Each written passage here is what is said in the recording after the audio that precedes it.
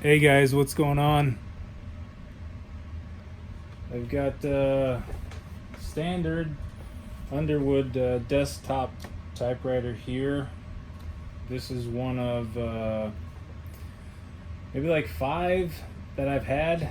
Not Underwood specifically, but just the full size desktop typewriter.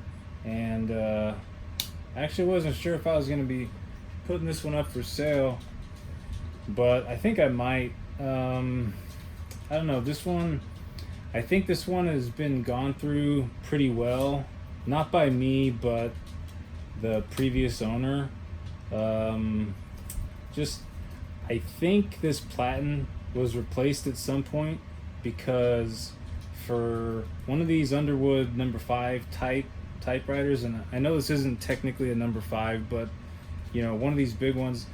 I think these are pretty notorious for being really loud, and this one is not that loud at all compared to, this one's almost quiet compared to like an SG1 or something. It's really not that loud to me, and but not only that, so that seems to be in pretty good shape. The feet also are also they're almost soft, and they're not deformed. They don't look like they melted and then hardened again like some of these old feet do on these really old machines.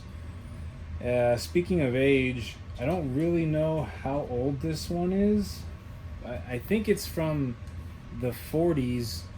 Also, another reason I think this has been refurbished at some point is because I don't think these keys are period accurate for this machine. I took this one over to Bill at Mesa Typewriter, and this one was all in good shape except for there was an issue with the carriage, and it wouldn't grab, and it was kind of loose at the ends, and he got that all fixed up. But otherwise, this one was in really good shape, and everything seemed to work pretty good. I guess I've never tried the tab. Looks like there's already a few set, and that works. And if you're unfamiliar with tabs and how they work, basically that's at its tab stop now. I'm just going to clear it. It's at another one. Clear that. Clear that one. Clear that one. And then this should go through most of the length. Yeah. So, and then if you want to set one, you just set it. And move it along a little bit. Set another one, and then just tab.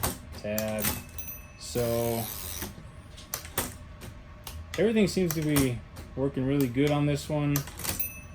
You can hear the bell. It's faint, but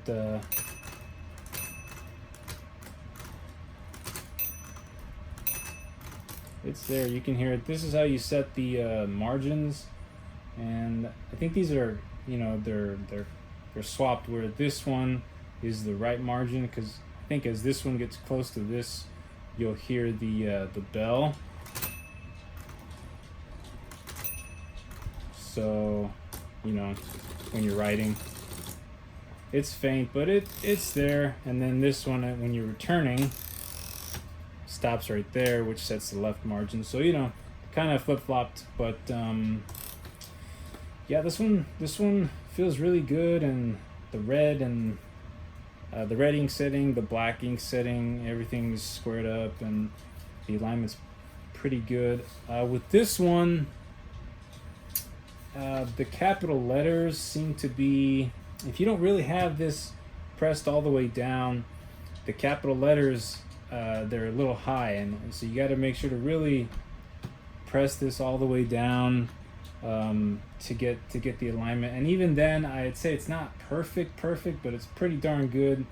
What does look really nice is the imprint, and the text on this is it's big. I'm pretty sure it's a standard Pica 10. It might even be something else that has a little more space between the characters. I'm not sure, but it writes really good. It's got a good solid feel to it, and so yeah, I'll give you a type sample, and there's stuff on here that I haven't really messed with. I think, for instance, this advances, yeah, that sort of advances the ribbon. Like you push it in or pull it out, and that switches the direction. That's all functional. This plate kind of comes off. I don't really want to take it off because there's nothing back there. The ribbon is changed up here. I think you can just see the type bars. Maybe I'll do that after I'm done with the type sample, but I don't really want to take it off because I don't think there's any need. But the decals look good, and so yeah, I'll give you a type sample. I'll give you a uppercase, lowercase, the figures, and give you a red ink, black ink, and you can see this, it rolls the paper in nicely, and I'm just going to straighten that out a little bit.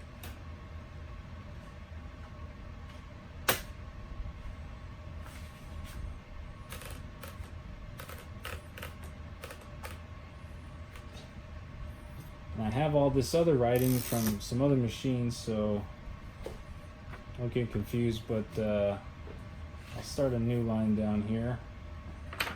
And yeah, when I'm done, I'll take it out, give you a clear shot of it. You can see that the imprint's really nice, and here we go.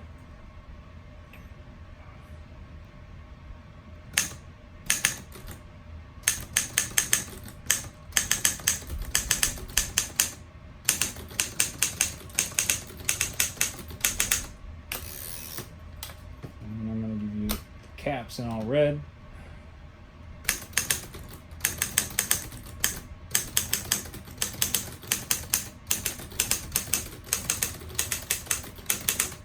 So yeah, this one has a really solid feel, good imprint, and I'm gonna go back to black, give you the numbers. This is an older one, so for the number 1, you want to use a lowercase l.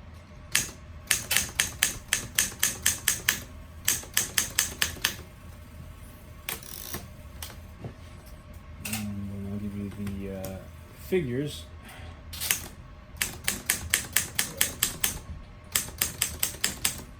And I just want to give you an example of what I mean when I'm talking about using this, the caps lock key.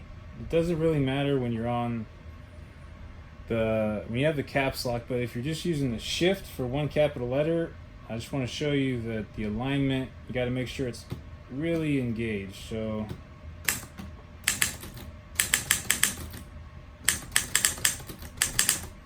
and then I'll give you another line where I'm just going to show you if you're lazy and you do it,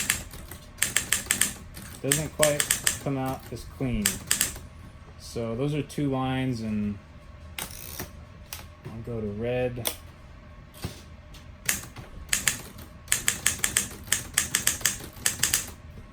Okay. And then I'll just give you a random mix of letters and numbers.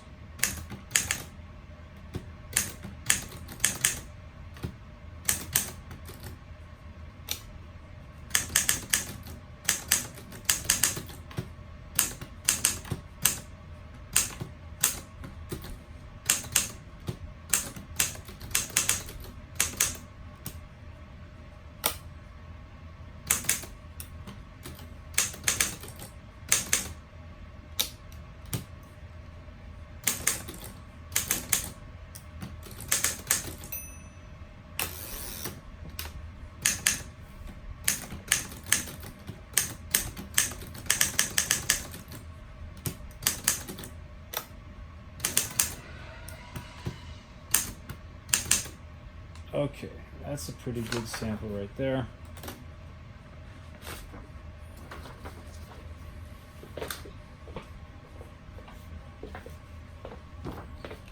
Okay.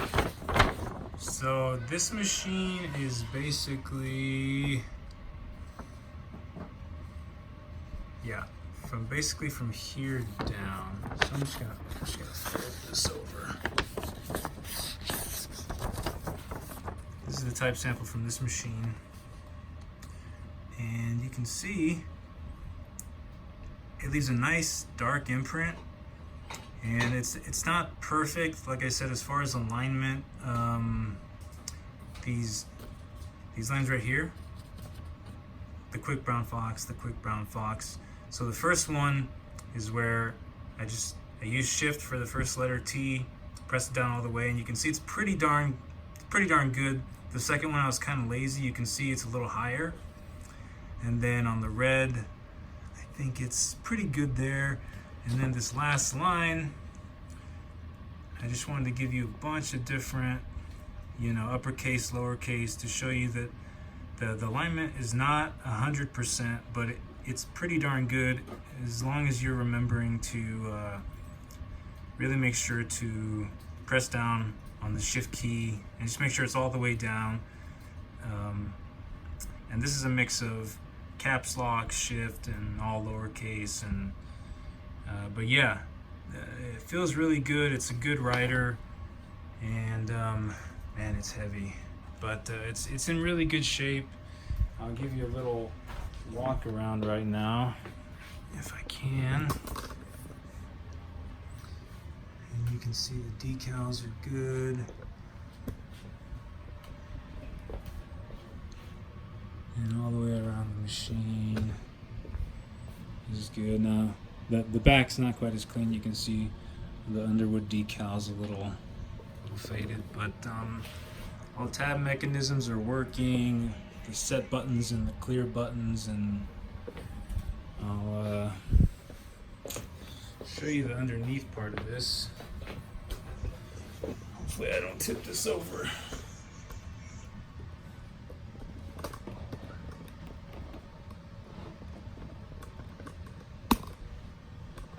And so you can see these rubber feet are in pretty good shape, all four of them. I mean, you can buy these on eBay, so I'm sure someone did at some point. But yeah, overall, just a really clean machine. And so yeah, this is an Underwood. I will put a note in the video with the serial number, because I haven't looked it up, but I'm just assuming it's from, the 40s or 50s. But yeah, if you have any questions, let me know. Have a good one.